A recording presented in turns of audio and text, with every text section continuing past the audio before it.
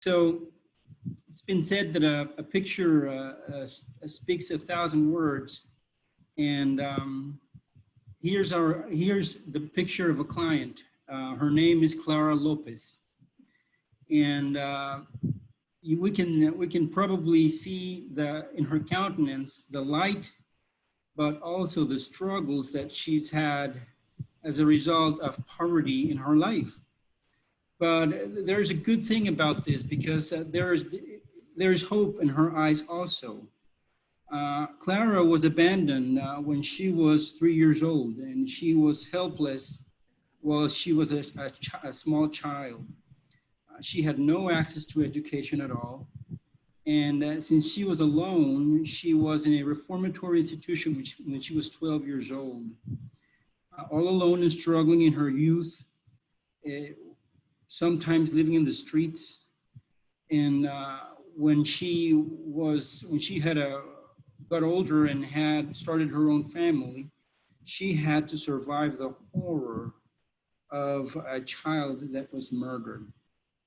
So Clara says from the depths of her soul that with trust in God and in mentors, I am educating my children for them to have an opportunity.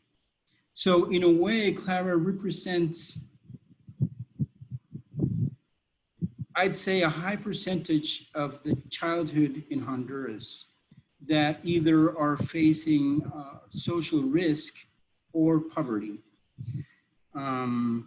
So she arrived at Mentor's office in 2009, and they heard that the offices were there, and they felt that they could go, and because they heard that it was easy to access to the help that Mentors was providing.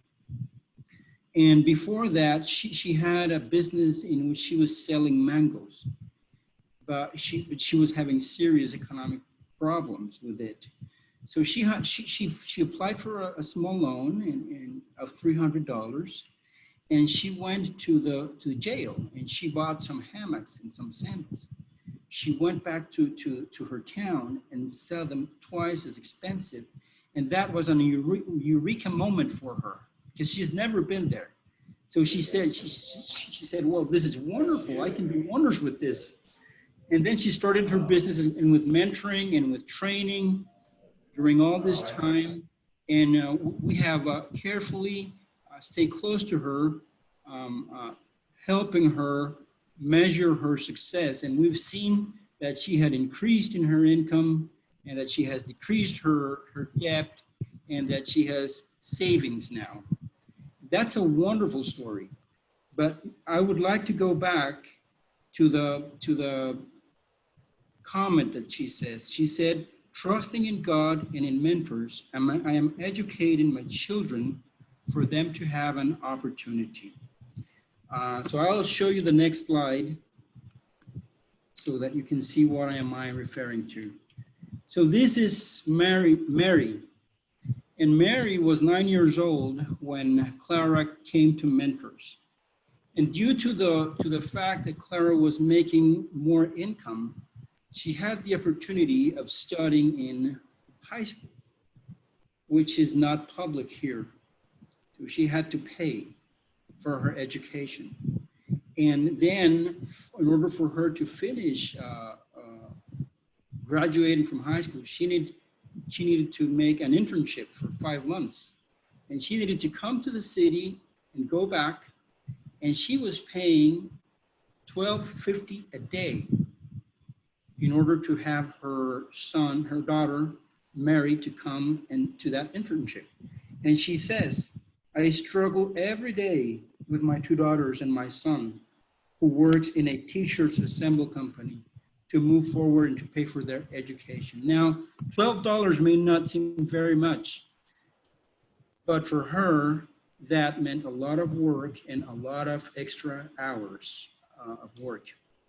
So here's Mary graduating from high school with some technical knowledge about computers. And every time she speaks about Mary, her eyes just go a spring. I don't know what's the word, shining. They feel of light, and she's full of happiness. So she has put her hopes in her, and she is now working in an assemble company also. And since the business went down as a consequence of the pandemic, she's helping her mom with all the expenses at home.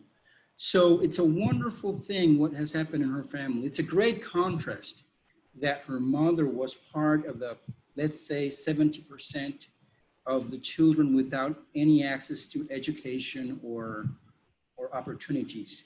Now her daughter, as a consequence of the education that he has received, she is one of the 16% of people who can access to higher education. So that's a powerful contrast and a powerful impact. It's a wonderful thing that her income has become 4 times more than when she started, 5. But it's even a more powerful thing to think about the impact that her children live in a completely different circumstances considering the opportunities. So here's the other picture of the other children. His name is Johnny, and then we have Leslie. Leslie is still in high school. And then we have Kevin. Kevin is a boy that was living in the street, and then she wanted to give back. Clara wanted to give back and took him in.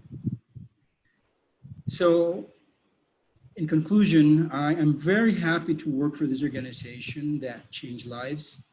I feel extremely, it's a wonderful thing to associate with the staff and with the people and with all of you. You're all wonderful people. So we are now working with a little bit more than 1,000 clients, but we see the day in which we will work with tens of thousands. And that will be a wonderful day. And we're making a difference in many lives, and we hope to make a difference in many more. Thank you.